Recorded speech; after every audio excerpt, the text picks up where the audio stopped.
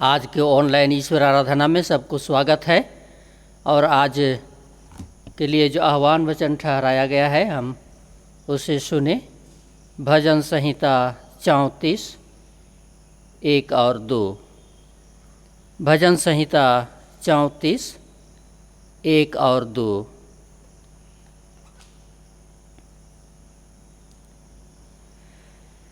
मैं हर समय यहोवा को धन्य कहा करूँगा, उसकी स्तुति निरंतर मेरे मुख से होती रहेगी। मैं यहोवा पर घमंड करूँगा, नम्र लोग यह सुनकर आनंदित होंगे। आमीन। हम प्रार्थना करें। सृष्टिकर्ता परमेश्वर, तू जो स्वर्गीय सिंहासन पर विराजमान है, जहाँ पर से तू अपने लोगों पर दृष्टि बनाए रखता है कि सब भले चंगे रहें और तेरी ही पवित्र इच्छा के अनुसार चलें, सच्ची धार्मिकता का जीवन व्यतीत करें। और उसके लिए हे प्रभु अपने वचन के द्वारा से और आत्मा के नियंत्रण में सबको अगुवाई दे। हम धन्यवाद देते हैं कि पूरे सप्ताह हमारे हर एक के जीवन के साथ रहा। हम सब की देह प्राण आत्मा को अचानक घटना और मृत्यु से बचाया है। अब तक हमें भला चंगा रखा है और आज तेरी सेवा आराधना के लिए तेरे सन्मुख उपस्थित होने का अवसर दिया है। प्रार्थना है तेरी आराधना सच्चाई और निर्मल रीति से करने में आत्मा की अगुवाई हमें दे कि हम तेरी आशीषों को प्राप्त कर सकें। प्रार्थना सुन और ग्रहण कर ले। आमीन।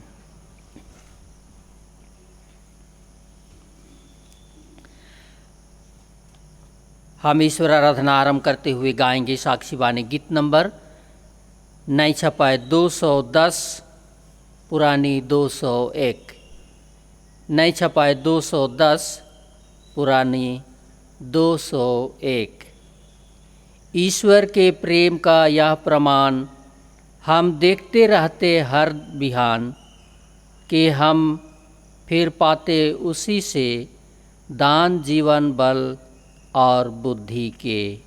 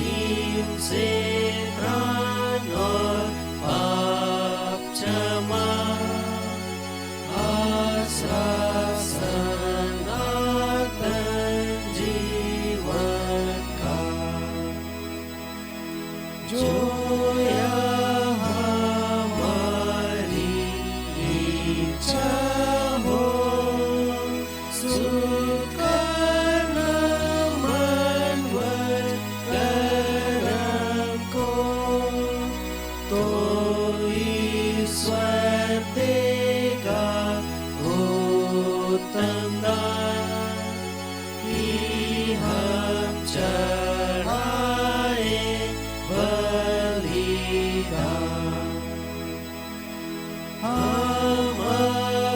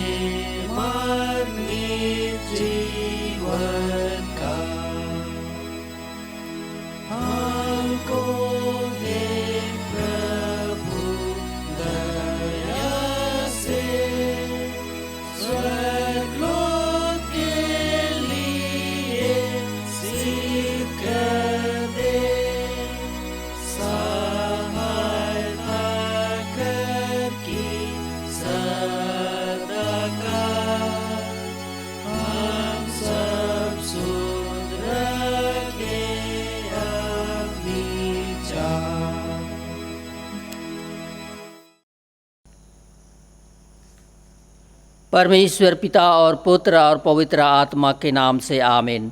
हमारी सहायता ईश्वर के नाम से है, जिसने स्वर्ग और पृथ्वी को सिरजा।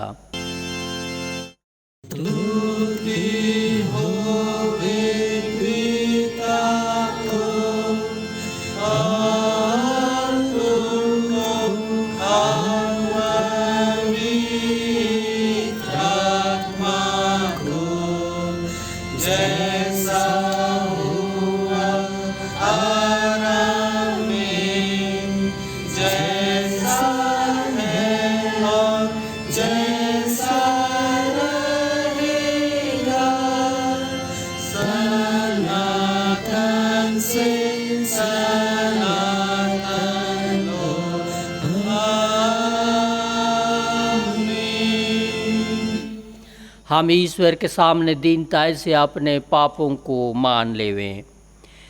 हे सर्वशक्तिमान ईश्वर दयालु पिता, हम दीनताई से अपने सब पाप और अपराधों को तेरे सन्मुख मान लेते हैं। तू अपने प्रिय पुत्र हमारे प्रभु यीशु ख्रीष्ट के कारण हम पर दया दृष्टि कर और हमारे सब पापों को क्षमा कर। आमीन।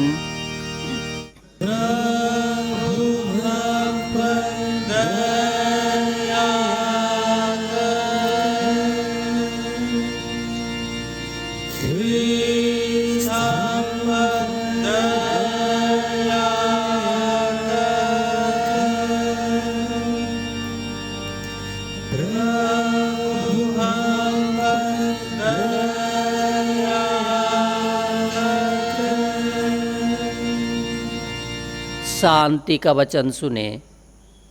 प्रभु परमेश्वर यूं कहता है, मेरे जीवन की सौगंध मैं दुष्टों की मृत्यु से प्रसन्न नहीं, परंतु दुष्ट अपनी चाल से फिरे और जीवित रहे। आमीन।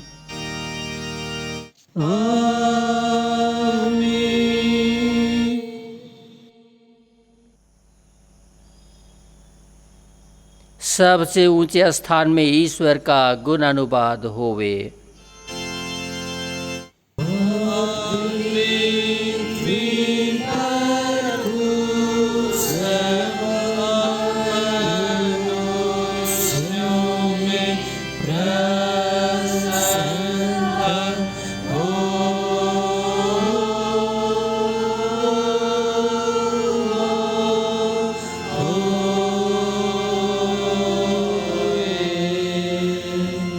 प्रभु तुम्हारे संग होवे।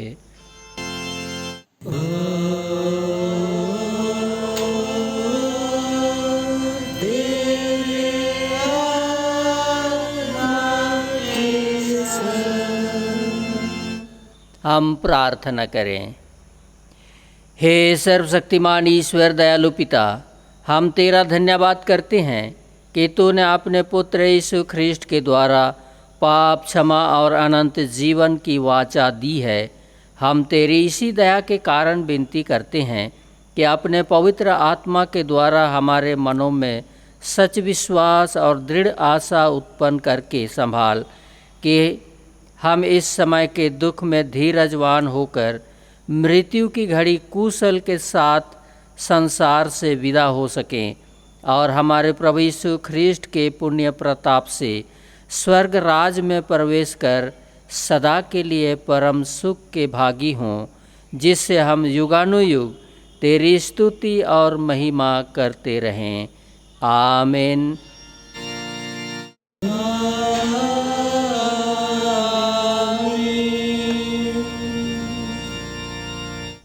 आज के लिए ठहराया हुआ ईश्वर का पहला पाठ वचन हम सुनेंगे, जो हमें मिलता है रोमियों के नाम पौलुस प्रेरित की पत्री अध्याय 8। रोमियों के नाम पौलुस प्रेरित की पत्री अध्याय 8 पद 33 से 39। रोमियो 8 33 से 39। उसमें ऐसा लिखा है, परमेश्वर के चुने हुओं पर दोष कौन लगाएगा? परमेश्वर ही है जो उनको धर्मी ठहराने वाला है। फिर कौन है जो दंड की आज्ञा देगा? मसीह ही है जो मर गया, वरन मुर्दों में से जी भी उठा और परमेश्वर की दाहिनी ओर है और हमारे लिए निवेदन भी करता है। कौन हमको मसीह के प्रेम से अलग करेगा? क्या क्लेश या संकट या उपद्रव या अकाल या नंगाई या जोखिम या तलवार? जैसा लिखा है, तेरे लिए हम दिन भर घात किए जाते हैं, हम बद्ध होने वाली भेड़ों के समान गिने गए हैं। परंतु इन सब बातों में हम उसके द्वारा जिसने हमसे प्रेम किया है जयवंत से भी बढ़कर है।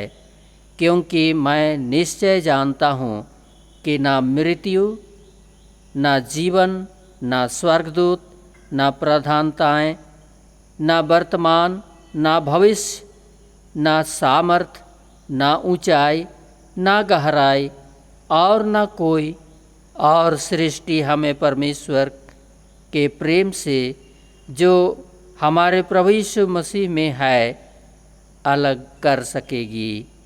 आमीन। तेरा धन्यवाद हुए हे ख्रिस्ट यीशु। हालेलुया।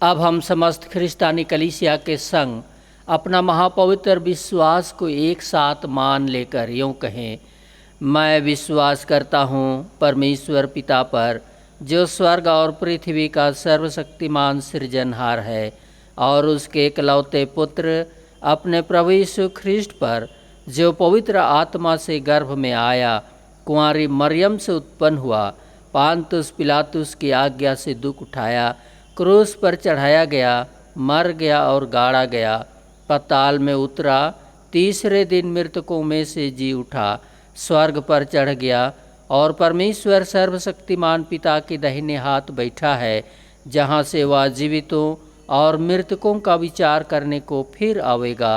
मैं विश्वास करता हूँ पवित्र आत्मा पर, एक ही पवित्र ख्रिस्तानी कलीसिया, पवित्रों की संगत पर, पापों की क्षमा, देह के जी उठने और अनंत जीवन पर। आमीन।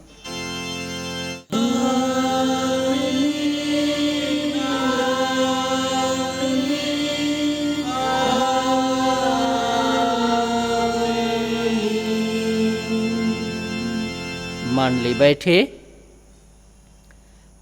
हम आगे गाएंगे साक्षीवाणी गीत नंबर 240।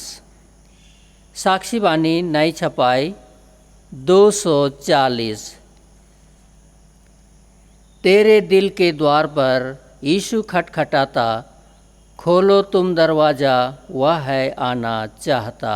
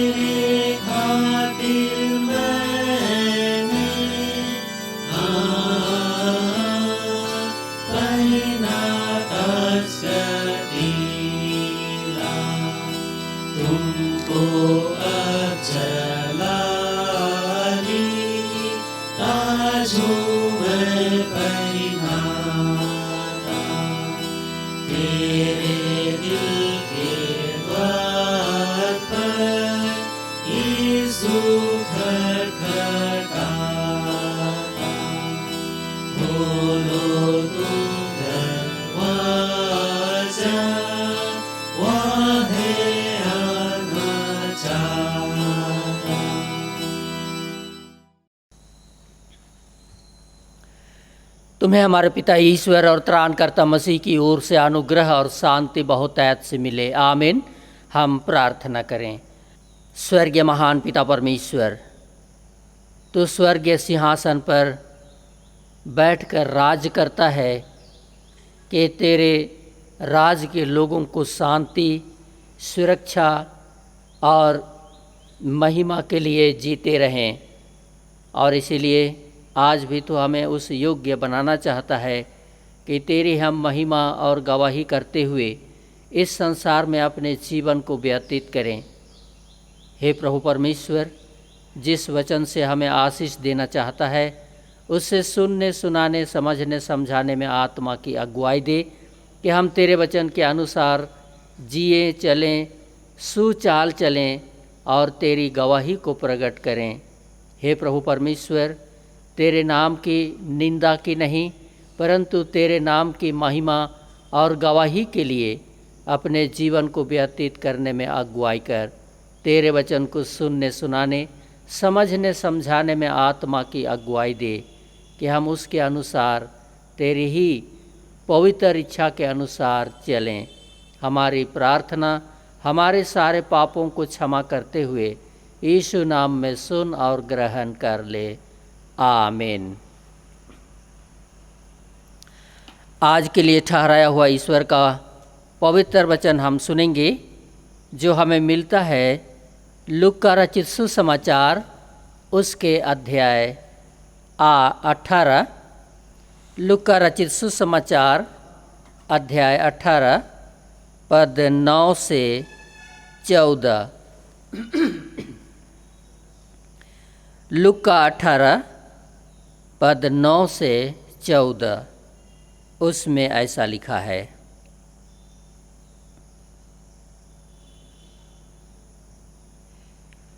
फरीसी और चुंगी लेने वाले का दृष्टांत। उसने उनसे जो अपने ऊपर भरोसा रखते थे कि हम धर्मी हैं और दूसरों को तुच्छ जानते थे, यह दृष्टांत कहा। दो मनुष्य मंदिर में प्रार्थना करने के लिए गए। एक फरीसी था और दूसरा चुंगी लेने वाला। फरीसी खड़ा होकर अपने मन में यूं प्रार्थना करने लगा, हे परमेश्वर, मैं तेरा धन्यवाद करता हूँ कि मैं दूसरे मनुष्य के समान अंधेर करने वाला, अन्यायी और व्यभिचारी नहीं, और न इस चुंगी लेने वाले के समान हूँ। मैं सप्ताह में 2 बार उपवास रखता हूँ। मैं अपने सब कमाई का 10वां अंश भी देता हूँ।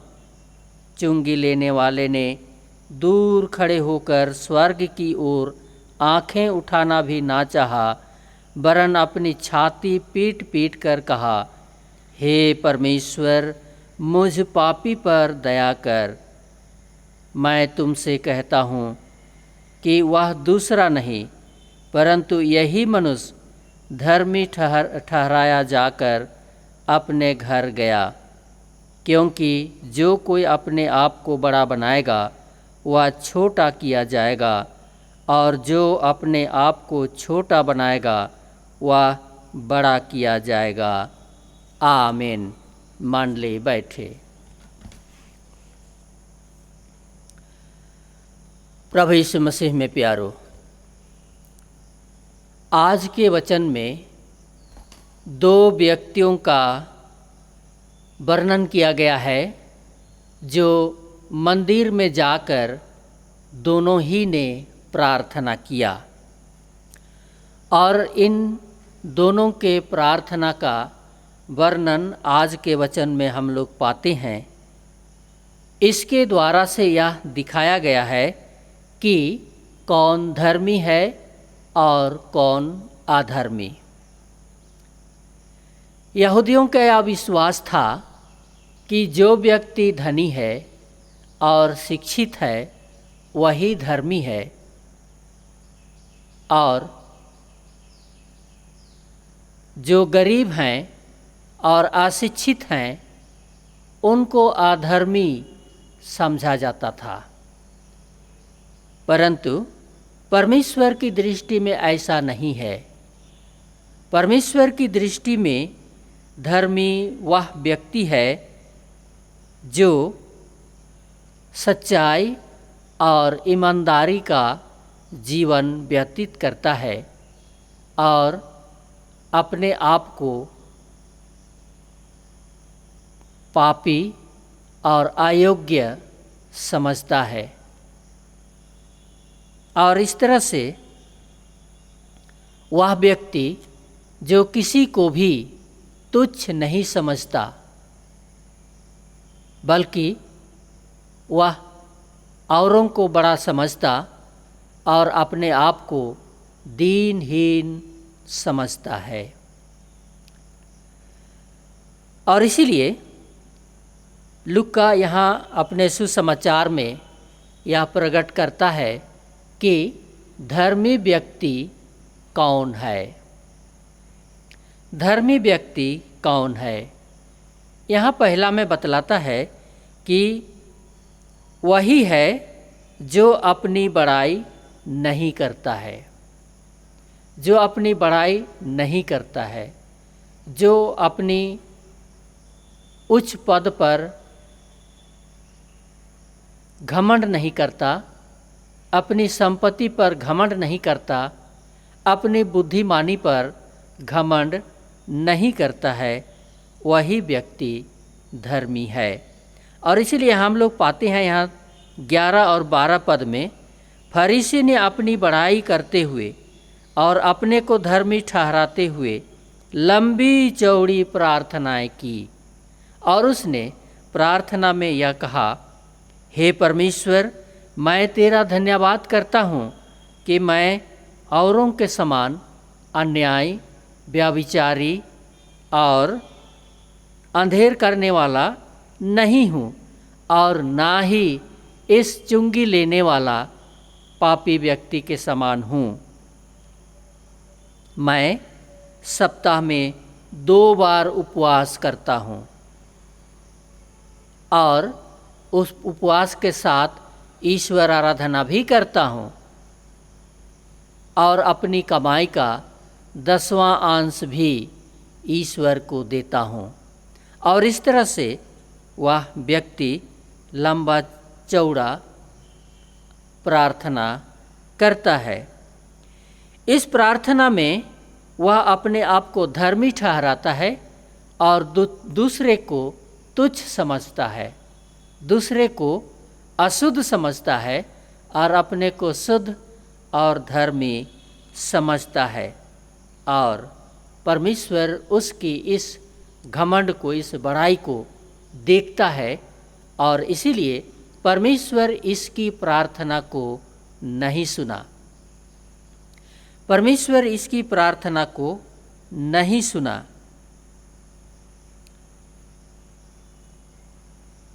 और इसीलिए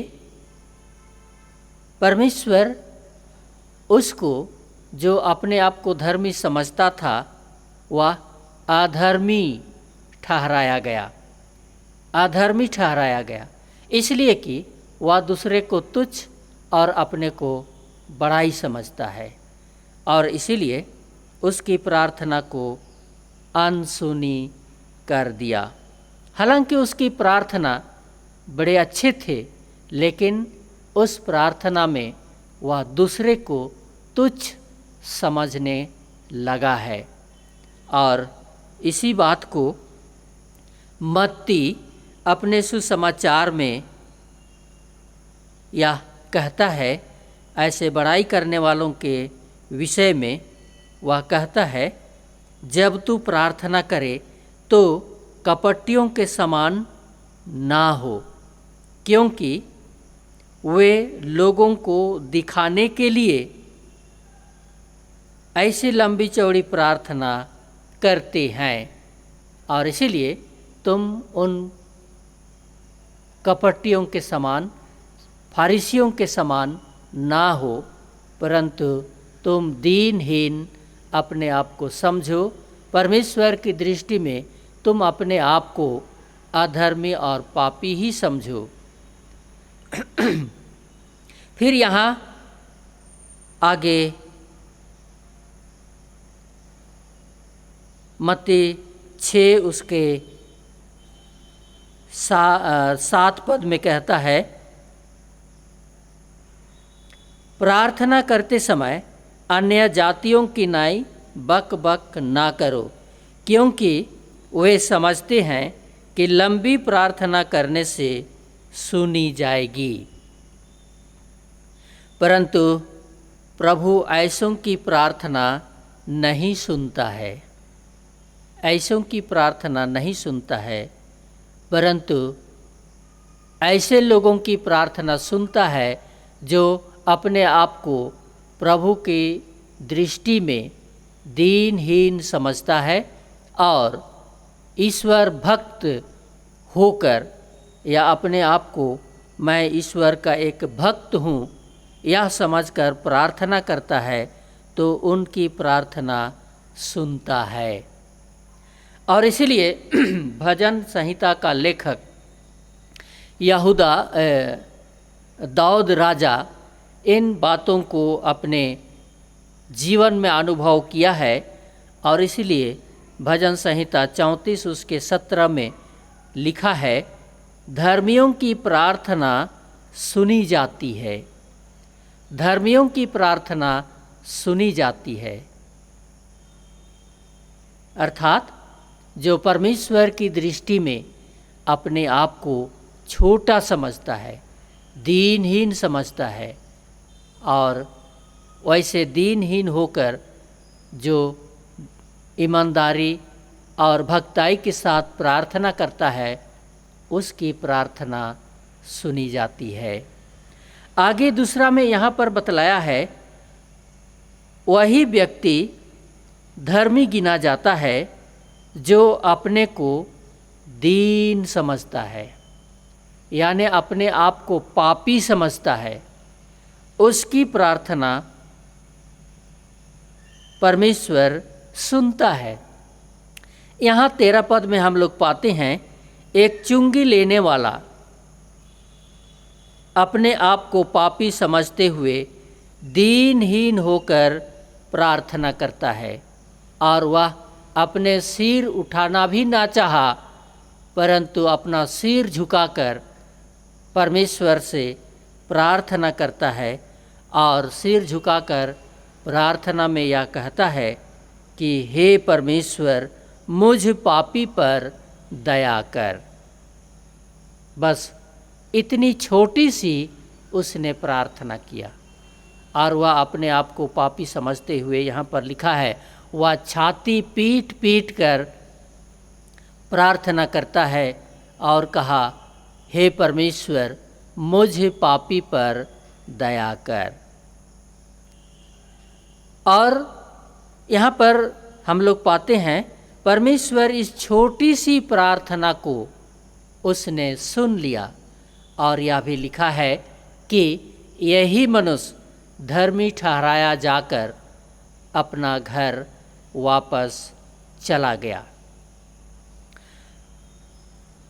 लोग आज भी प्रार्थना करते हैं, हम भी प्रार्थना करते हैं, बहुत सारे मसीही प्रार्थनाएं करते हैं और अच्छी प्रार्थनाएं करते हैं और अच्छी भाषाओं से प्रार्थना करते हैं।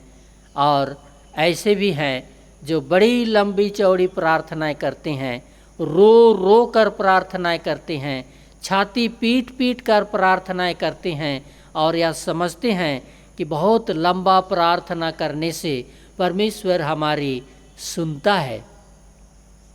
लोग कहते हैं कि मैंने रात भर प्रार्थना किया है।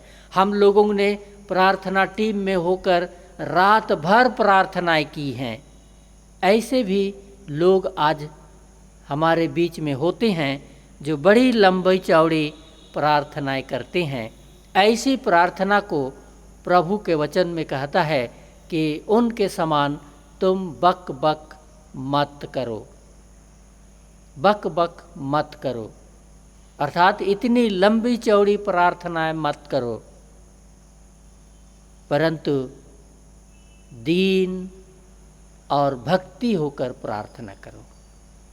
और यही प्रार्थना आज के यहाँ चुंगी लेने वाला जो अपने आप को पापी समझता है, और चुंगी लेने वालों को लोग पापी ही समझते हैं, और इसी पापी अवस्था में अपने आप को रखते हुए ईश्वर के सामने सिर झुकाकर प्रार्थना करते हैं।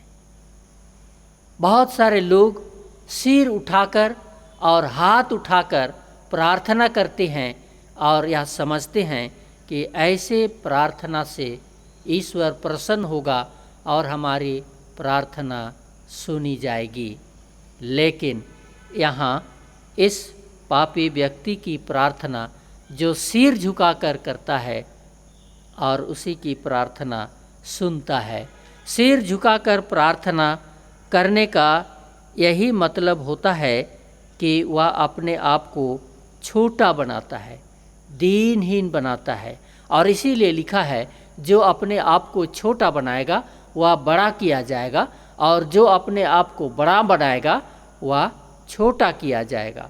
और इसीलिए यह पापी मनुष्य परमेश्वर के सामने अपने आप को छोटा बनाता है, पापी बनाता है, दीनहीन बनाता है, और वह सिर झुकाकर प्रार्थना करता है। और उसकी छोटी सी प्रार्थना कि हे प्रभु मुझ पापी पर दया कर, और उसकी प्रार्थना सुनी गई। मत्ती 5 उसके 3 पद में लिखा है, स्वर्ग का राज लिखा है, धन्य है वे जो मन के दीन हैं, क्योंकि स्वर्ग का राज उन्हीं का है। धन्य है वे जो मन के दीन हैं, क्योंकि स्वर्ग का राज उन्हीं का है। और इसीलिए सिर झुकाकर प्रार्थना करना दीनहीन होना है। और इसीलिए हम लुथेरन कलीसिया के लोग सिर उठाकर नहीं और ना हाथ उठाकर, परंतु सिर झुकाकर और घुटने टेक कर हम प्रार्थना करते हैं, और यह दीनहीन होने को प्रकट करता है। और ऐसा करना भक्ति को प्रकट करता है। और इसीलिए हम सब अपने को सच्चे ईश्वर भक्त बनाते हुए ईश्वर की दृष्टि में दीनहीन होकर और उनके सामने घुटने टेक कर हम प्रार्थना करें और हमारी प्रार्थना सुनेगा। और उसके सामने सिर झुकाकर प्रार्थना करना दीनहीन होना है और परमेश्वर हमें धर्मी बनाएगा। और इस प्रकार जब हम अपने जीवन में करेंगे तो हम ईश्वर भक्त गिने जाएंगे और ईश्वर भक्त व्यक्ति कभी ईश्वर की दृष्टि से अलग नहीं होगा। जीवन में कुछ भी बुरी परिस्थिति आए, हमें ईश्वर से कोई अलग नहीं कर पाएगा, परंतु ईश्वर की दृष्टि में बने रहेंगे और हम धर्मी गिने जाएंगे। परमेश्वर का वचन हमारे जीवन में काम करे कि हम सच्चे ईश्वर भक्त और दीनताई के साथ जीवन व्यतीत करते हुए हम प्रार्थना करें और ईश्वर की दृष्टि में धर्मी गिने जाकर हमारी प्रार्थना का उत्तर हमें प्रभु देता रहेगा। आमीन। हम प्रार्थना करें। धन्यवाद देते हैं महान जीवित प्रभु परमेश्वर, हम दुर्बल, कमज़ोर और पापी की अवस्था में रहते हुए भी तो अपने संगति से अलग नहीं रखा है, परंतु अपने पवित्र संगति में बनाए रखा है। और आज भी अपने वचन के द्वारा से तेरे पवित्र संगति में बने रहने और सच्ची धार्मिकता का जीवन जीते हुए तेरे ही उपस्थिति में बने रहने की अगुवाई दिया है। और हमारी प्रार्थनाओं को तू सुनेगा और हमारा प्रार्थना का उत्तर तू हमें निश्चय देगा, हमें चंगाई देगा, हमें उद्धार देगा, हमें सुरक्षा देगा और तेरी महिमा और गवाही के लिए इस संसार में हमें जीवित बनाए रखेगा। और इसीलिए हे प्रभु परमेश्वर, इस चुंगी लेने वाले के समान हमारे जीवन को अपने वचन के द्वारा से दीनहीन बना और हम घमंडी ना करें, परंतु हम घमंड करें तो तेरे नाम में घमंड करें, अपने नाम पर नहीं, अपने पद पर नहीं, अपने ऊंचे वर्ग पर घमंड ना करें, परंतु हम अपने नीची दशा पर अपने जीवन को व्यतीत करते हुए तेरे पवित्र नाम में घमंड करें। जैसे पौलुस ने भी मंडली के लोगों को बतलाया कि यदि तू घमंड करे तो प्रभु में घमंड कर। और इसीलिए हम भी तेरे महान पवित्र नाम में घमंड करते हुए इस संसार में दीनता, नम्रता और सच्ची भक्ति के साथ जीवन व्यतीत करने में हमारी अगुवाई कर। हमारे पापों को क्षमा कर, हमारी प्रार्थना सुन और ग्रहण कर ले। आमीन। और परमेश्वर की शांति जो समस्त ज्ञान से ऊर्ध्व है, हमारे मन और हृदय की रक्षा प्रभु यीशु मसीह में करे, अब से सदा लो। आमीन।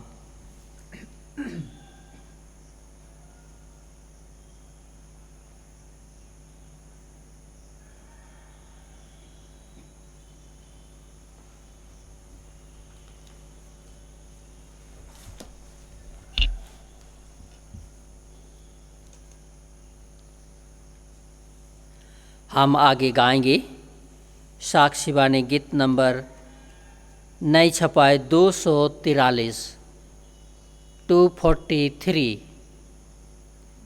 मैं यीशु के नूर में साथ चलूँगा, दिन और रात उसके पीछे मैं चलूँगा, नूर में चलूँगा, पीछे चलूँगा, यीशु मेरा मुंजी मसलूब।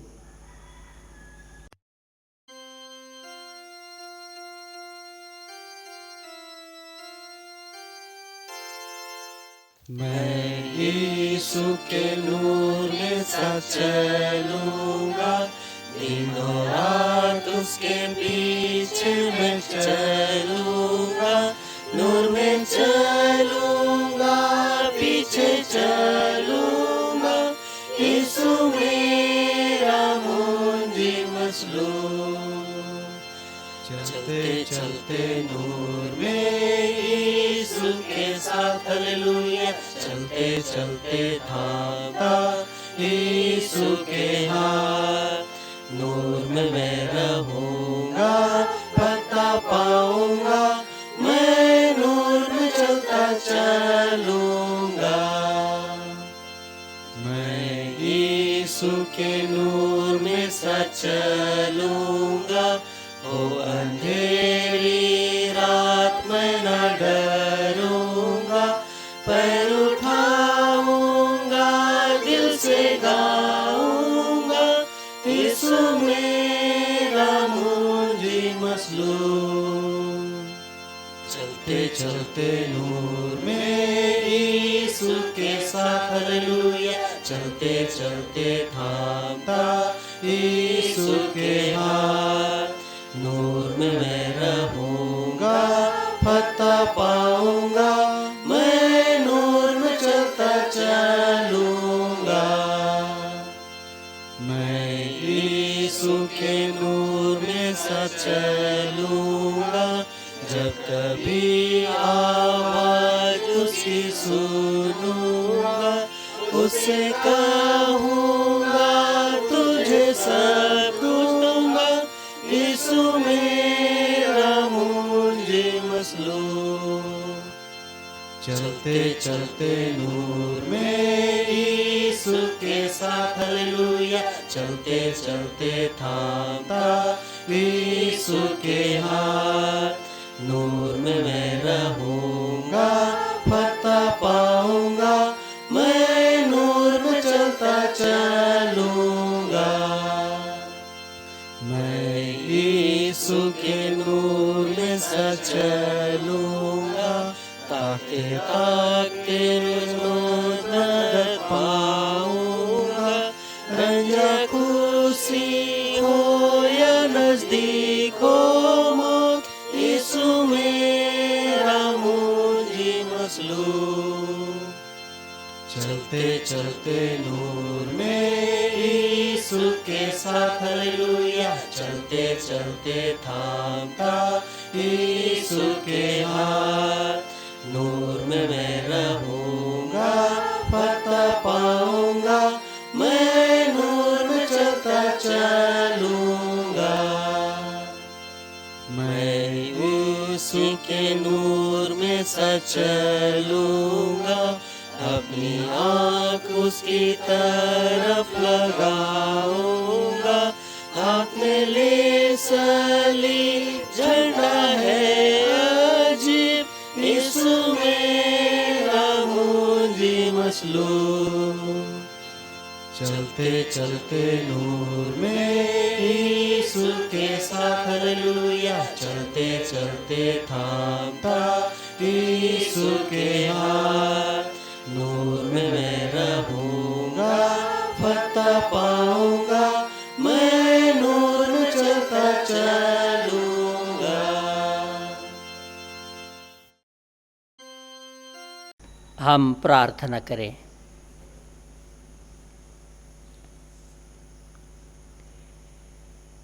हे प्रभु परमेश्वर स्वर्गवासी पिता, हम तेरी विनती करते हैं, अपने ख्रिस्ट यानी कलीसिया और उसके सारे सेवकों की अगुवाई कर कि वे तेरे वचन के निर्मल उपदेश में ठहरें, जिससे सच विश्वास और प्रेम हम में बढ़े और दिढ़ाया जावे।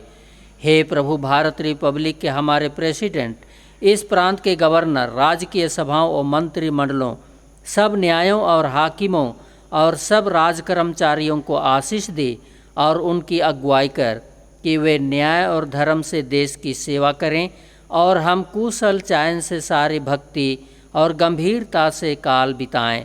हमारी कलीसिया सभाओं, सेंट्रल काउंसिल, डायोसिस काउंसिल और कलीसिया की अन्य मंडली सभाओं को आशीष दे कि वे इस मंडली को तेरी पवित्र इच्छा के अनुसार चलाएं। जगत की लूथेरन कलीसिया और देश विदेश के हमारे सभी ख्रिस्ट विश्वासी मित्रों को आशीष दे कि हम ख्रिस्टीय प्रेम और सहयोग में आगे बढ़ें और जगत में तेरी साक्षी के लिए अधिक सामर्थ पाएं। हमारी कलीसिया के सब काम पर आशीष दे। लड़के लड़कियों की शिक्षा पर आशीष दे कि वे तेरे भय, प्रेम और भरोसा में बढ़ते जाएं। कलीसिया के विद्यालयों, प्रशिक्षण केंद्रों, महाविद्यालयों और अन्य संस्थाओं को संभाल और उनकी बढ़ती दे कि उनके द्वारा कलीसिया के लिए आत्मिक और लौकिक आशीष दे। खेती बाड़ी और हर काम उद्यम को सफल कर, जिससे हर कोई सुविवेक से तेरे आगे चले और अपनी जीविका पाए। अपनी कृपा से उन सबों पर दया दृष्टि कर जो कंगालपन, रोग और नाना प्रकार की सकेती और दुख में हैं, उनको शांति दे। हे ईश्वर, शोकित परिवार जवाहर जोंको परिवार ने तेरी महान दया को याद किया है, जिनके परिवार में से तूने श्रीमती माताजी कोयोंगकोनगाड़ी को दिनांक 19/8/2020 को मृत्यु के द्वारा सनातन विश्राम के लिए 90 वर्ष की आयु में अपने पास बुला लिया है। और शोकित परिवार इसके लिए तेरा धन्यवाद करना चाहते हैं, क्योंकि इन्होंने यह विश्वास किया है कि उनको इस संसार की सारी दुख और पीड़ा से पार करके सनातन के सुख के लिए अपने स्वर्गीय स्थान में बुला लिया है। और इसीलिए शोकित परिवार और शोकित मंडली एक साथ तेरे नाम को धन्य कहते हैं और पूरे परिवार तेरा धन्यवाद करना चाहते हैं। और इसीलिए उनके धन्यवाद मन भेंट को ग्रहण कर। और हे प्रभु परमेश्वर, प्रार्थना है उनके परिवार के लिए तो अपनी शांति दिया कर, शोकित अवस्था में अपने विश्वास में धीरज ढाढ़स के साथ रहकर तेरे वचन के द्वारा से अपने आप को शांति बनाए रखें और जीवन में शांति का अनुभव करने पाएँ। और शोकित परिवार में जो भी भिन्न भिन्न तरह की समस्याएं आएंगे, घटनाएं और दुर्घटनाएं आएंगे, सब कुछ को दूर कर और भला चंगा और स्वस्थ जीवन के साथ उनको प्रतिदिन के जीवन में अगुवाई देते जा। और इसी के साथ उनके परिवार में जो भी रोग दुख और बीमारी आएंगे, समस्या और घटनाएं आएंगे, सब कुछ को दूर कर तेरे सामर्थ की छाया में स्वस्थ जीवन के साथ जिएं, हे प्रभु परमेश्वर। और इसीलिए हम फिर उनके धन्यवाद मन भेंट को तेरे सन्मुख लाते हैं। शांति के साथ जीने, चलने और रहने में उनकी मदद कर। उनके जीविका के हर काम में भी तो शांति के साथ संपन्न करने के लिए अगुवाई देते जा। जहाँ भी रहेंगे तेरी सुरक्षा उनके साथ बनी रहे। हमारे प्रभु यीशु ख्रिस्ट के नाम से मांगते हैं। अब भी हमारी मंडली और कलीसिया में कितने भिन्न भिन्न तरह के रोग दुख और बीमारी की अवस्था में पड़े हैं, कितने बीमारी के कारण अपने घरों में हैं और कितने अस्पतालों में हैं। हम प्रार्थना करते हैं, प्रार्थना के द्वारा से हम उन सब को तेरे हाथ में लाते हैं।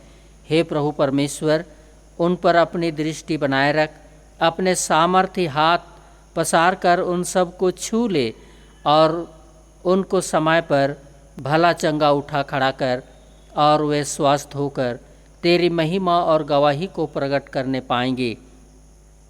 और इन दिनों हम सारे दुनिया के लोग भयभीत हैं, क्योंकि कोरोना वायरस की बीमारी सारे दुनिया में फैल गया है और इस बीमारी का इलाज अब तक नहीं संभव हुआ है, जिससे सभी लोग भयभीत हैं।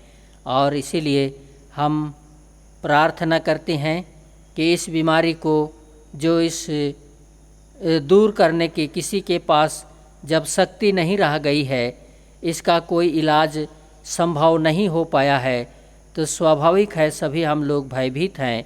हे प्रभु परमेश्वर, तू सर्वशक्तिमान है, जो मनुष्य से संभव नहीं वह तुझसे संभव है। और इसी विश्वास के साथ हम प्रार्थना करते हैं कि इस कोरोना वायरस की बीमारी को हे प्रभु परमेश्वर सदा के लिए अंत कर दे, कि किसी व्यक्ति पर यह बीमारी ना पड़े। और तेरे बेटे यीशु ख्रिस्ट के क्रूस पर से बहाए हुए अनमोल लहू की धारा की सामर्थ के द्वारा से इस कोरोना वायरस की बीमारी को सदा के लिए भस्म कर दे, सदा के लिए अंत कर दे, कि यह बीमारी किसी व्यक्ति पर प्रभावित ना हो सके। और इस तरह से इस भयानक बीमारी से सारे दुनिया के लोग बचे रहें और सब कुशल चैन से जीवन व्यतीत करें और तेरे सामर्थ्य के कारण से सारे दुनिया के लोग तेरे नाम को धन्य कहने पाएंगे। हे प्रभु परमेश्वर, और सारे दुनिया के लोग तेरे सामर्थ्य पर विश्वास करते हुए तेरे नाम को धन्य कहने पाएँ। हमारी कलीसिया के सब भाई बहनों की रक्षा कर जो दूसरे देशों में चले गए हैं, कि वे सब जोखिम और परीक्षाओं में विश्वासी ठहरें। हम उनके लिए भी तेरी विनती करते हैं। जो मंडली से निकाले गए व उलट हुए हैं, उन पर दया कर कि वे सच्चे पश्चाताप से तेरी ओर फिरें। हम इन सभी दानों को भी तेरे हाथ में लाते हैं, जिसे हमने मुट्ठी खोलकर तेरी वेदी पर अर्पण किया है। इस दान पर आशीष दे कि इसके द्वारा से बड़े बड़े सेवा के काम, चंगाई के काम जो दुनिया में लोगों के बीच में किया जाता है, उस काम में अधिकाई से सहयोग होने दे। और हम हर एक देनेहारों को भी इसके माध्यम से आशीष की परिपूर्णता दे कि हमारे जीवन में, हमारे परिवार में किसी भली वस्तु की घटी ना हो, परंतु हमारे जीवन में सब कुछ को भरा पूरा बनाए रख कि हम तेरे महिमा के सेवा के काम के लिए अपने मुट्ठियों को खोल सकें। सब मनुष्यों का त्राणी ठहर और उन पर जो अंधियारे में बैठे हैं मुक्ति का उजियाला प्रकाश कर। हमको आपश्चातापी मृत्यु से बचा और अंत में अपने प्रिय पुत्र यीशु ख्रिस्ट के द्वारा स्वर्ग राज में ग्रहण कर। हे हमारे पिता, तू जो स्वर्ग में है, तेरा नाम पवित्र किया जाए, तेरा राज आए, तेरी इच्छा जैसे स्वर्ग में वैसे ही पृथ्वी पर भी हो। हमारे प्रतिदिन की रोटी आज हमको दे और हमारे अपराधों को क्षमा कर, जैसे हम भी अपने अपराधियों को क्षमा करते हैं। और हमको परीक्षा में मत डाल, परंतु बुरे से छुड़ा, क्योंकि राज और पराक्रम और महात्म सदा तेरे ही हैं। आमीन।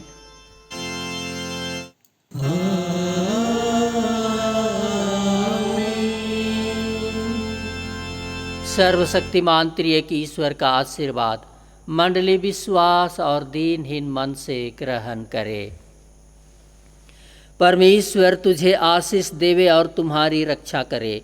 परमेश्वर अपना मुँह तुझ पर प्रकाश करे और तुझ पर अनुग्रह करे। परमेश्वर अपना मुँह तुझ पर प्रकाश करे और तुझे कुशल देवे। आमीन।